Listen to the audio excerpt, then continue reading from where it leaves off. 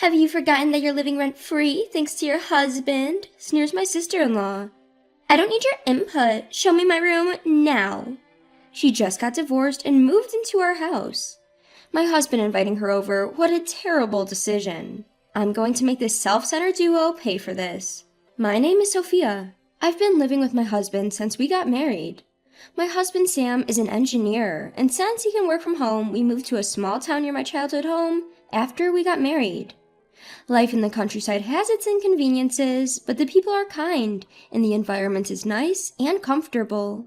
Sam, who grew up in a big city, seemed to adapt to country life. The people here are all so nice. It's really heartwarming. I was pleased to hear Sam say that. Sam commutes to the head office in New York City once every month. While there, he also visits his family in the city and updates them on our life. My parents are big landlords in this town. My parents, my brother, and his wife live in our family home. My brother and sister-in-law are helpful country folks. They would often bring food and help us out. Sam and I don't have children yet, but seeing my brother's family makes us want to have our own soon. But it seems like we'll have to wait a little longer for that.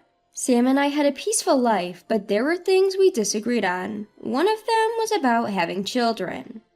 I'm not quite ready yet. Sam said that, but I wanted to have a baby as soon as possible. We began to feel some distance growing between us. We got married later in life. Sam might be fine with waiting, but me being a woman, time's ticking on my biological clock. Sam, I want to have a baby soon. But Sam would just say, work is busy now. We can wait a bit more. But when is a bit more exactly? I confronted Sam with a slightly strong tone, but his response remained vague. I'll bring it up when I'm ready, so you keep quiet. Perhaps due to stress from work, his attitude towards me has grown cold. Fine, that's all I could say. Consequently, our marital relations dwindled and a year went by. Then one day, Sam suddenly said, my sister's getting divorced.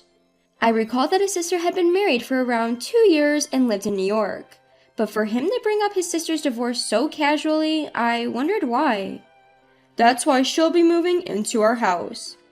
I couldn't quite understand what Sam was saying at first.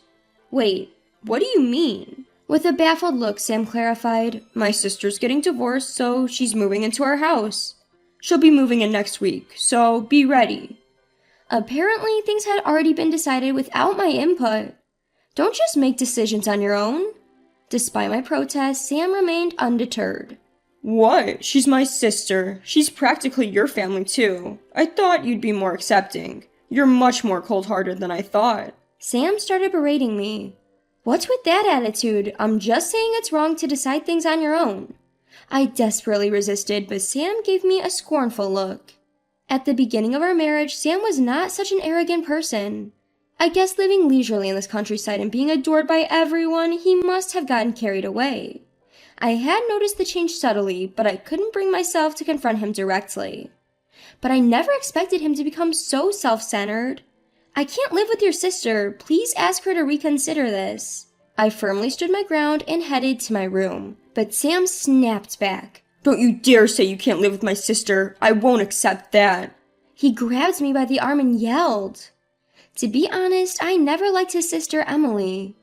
Emily was from a city. She was one of those stereotypical women with a condescending attitude. Her husband was a high-ranking executive at a major corporation, so I guess that made her quite arrogant too. Well, Sophia dear, it's been a while. How's life in the plain, rural countryside? We didn't see each other often, but whenever we did, she always looked down on me. And Emily was always boasting about her husband. My husband is an elite at a large corporation. You guys get to enjoy a slow-paced life in the country. How nice. I didn't want to be intimidated by her sarcasm. Yes, thanks to you, we're enjoying our fulfilling days. When I said that, Emily, who always had to one-up others, got riled up. Well, I saw it coming. You can get by with a low income in the countryside. Living in the city like us, it's impossible for you guys, right? Emily snapped. I wanted to snap back at her right then and there, but I suppressed my feelings and calmly responded. Well, I think we earn quite a lot, don't you think? But I agree the level of satisfaction of life in the countryside is far different from living in a city. Emily was momentarily at a loss for words, but she was quick to respond. Is that so? Enjoy your penny-pinching life, then. She really has some issues. I've never met anyone like her before. If I had to live with my sister-in-law, I wouldn't be able to take it. I had to prevent this no matter what. But since then, no matter how I tried to persuade Sam, he wouldn't listen. Just 2 days before his sister was due to move in, I got a call from her. I expected her to be rude as usual, but I had to answer. Hello? When I answered in a puzzled tone, Emily seemed annoyed. What's with that gloomy voice? It's rude, especially when I've taken the time to call you. Emily was angry, as I had expected. You've heard from Sam that I'm moving in, haven't you? You better take good care of me. After all, you've been lazing around all this time, so it should be easy for you, right? I'll be disappointed if you don't listen to me. Emily wouldn't stop rattling, and her attitude wasn't right, coming from someone who is about to be dependent on others. Emily, I heard you're getting a divorce and coming to stay here? I said with a hint of sarcasm, but Emily herself seemed unfazed. Huh? So what? People get divorced all the time, don't they? I got bored with my married life, so I thought I might as well experience a bit of country life. You have a problem with that? She responded without missing a beat with her aggressive stance. But I didn't give you permission to come to our house, you know. When I took a firm stance, Emily laughed on the other end of the phone. Huh? Why would you have a say? This is Sam's house, right? You're aware that Sam's the one paying rent, aren't you? I knew it. Emily still believes that our house is under Sam's name. I decided to put her and Sam, who knows nothing, in their places. Then, on the promised day, Emily showed up to our house. Well, here I am. With an entitled stride, she quickly began to unload her luggage as soon as she entered the doorway. Sophia, quit spacing out and show me my room. My sister-in-law is self-centered and incredibly arrogant. I can't believe she managed to hold down a job in our society with an attitude like this. But frustratingly enough, Emily has a greater academic qualification than I do and was working in a major corporation. She seems to have quit her job when she got married, but apparently she still has offers from various companies. She probably thinks she can get back to work anytime. Sorry for the trouble, sis. Sophia, go show her the room already, Sam said. All right, don't rush. I know your bags are heavy, so you can go ahead to the living room. With that, I let Sam and Emily go to the living room first. When I told them I'd prepare some tea, Emily seemed to accept my welcome and followed me into the room. After serving them tea, I brought up our main subject. Emily, I know it's tough after a long trip, but you can't stay here. What are you talking about, Sophia? Emily wasn't taking it seriously. This house is Sam's, isn't it? He's the one paying rent, have you forgotten? When Emily said that, Sam also took a stand. That's right, you don't have any say in this, do you? This is my house, after all. Sam and Emily, brother and sister, seemed so confident with their statement, but I wondered how long that would last. You probably don't know this, but I inherited this house from my parents. Their expressions changed in an instant. However, Emily, my sister-in-law, was quick to retort. Sophia, darling, you don't have to lie just because you don't want to live with me. She apparently believed that I was lying. I'm not lying, I calmly replied. How can I believe that you inherited this house from your parents when I'm the one that's been paying rent? You'd think we would let such lies would fly by? Sam backed up Emily. They both started pressing up on me, but I was unfazed as I saw this coming. Could you two be quiet for a moment? I asked them to hold their tongues. Sam, you haven't been paying rent. What you've been paying me every month is just the cost of living. Sam seemed to be unable to grasp what I was saying. Huh? Why, that's not possible. The fact is, Sam was not paying rent, and I had kept it a secret from him. My parents had gifted us this house, and the land it stands on, and the topic of rent never came up. Sam was just mistaken. Sam, it's true that I asked you $1,000 a month, but there's no rent included in that. Sam started to panic. Huh? We live in a remote countryside. Why would it cost so much? Just because we live in the countryside doesn't mean there aren't any expenses, you know. You probably never realized it. We've been able to live off just the amount only because we don't have to pay for rent. I sighed as I said that, and Sam got enraged.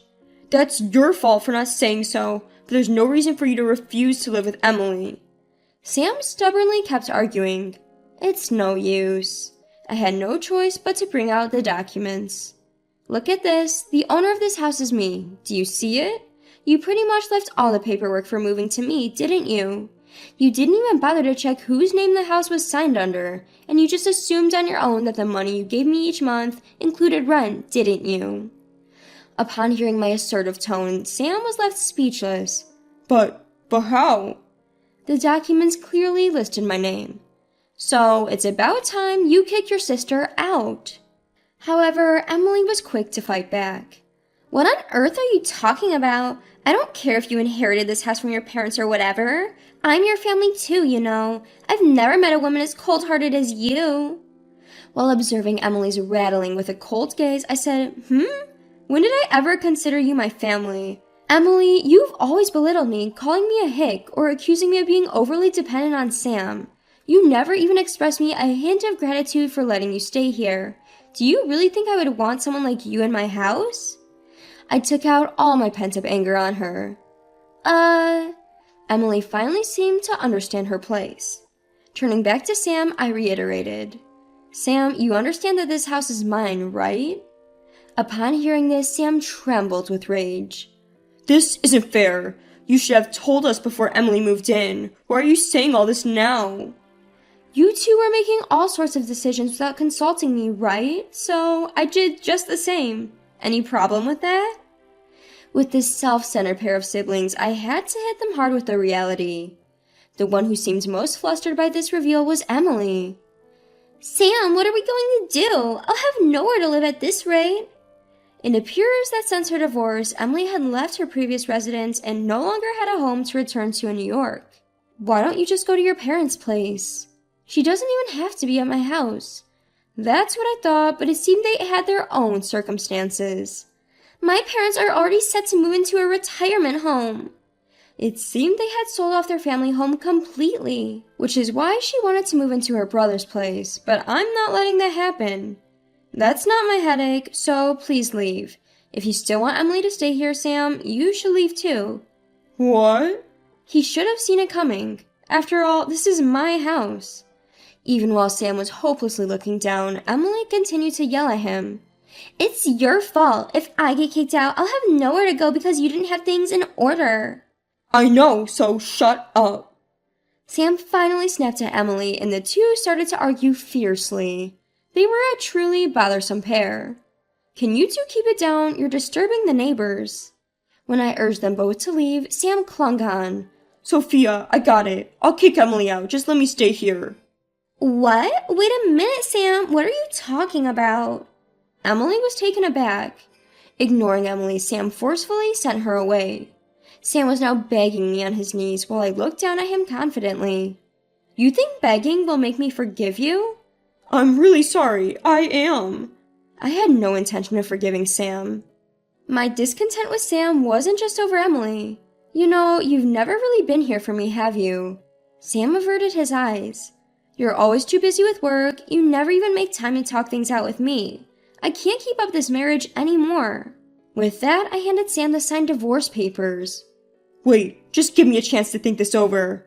Sam didn't want to lose this life, but I had no intention of showing him mercy. Just get out already. When I coldly told him off, Sam retorted. You've got to be kidding me. Just because this is your house doesn't mean you can do however you please. I couldn't stand hearing such things from Sam, who tried to let Emily stay without my approval. Please don't talk about me as if you're any better. I left him with that and returned to my room, leaving the divorce papers behind. After that, Sam and I finalized our divorce.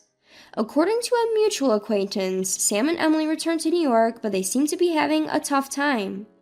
Well, karma's getting back at them because they've always been self-centered. I can only hope they learn from their hardships.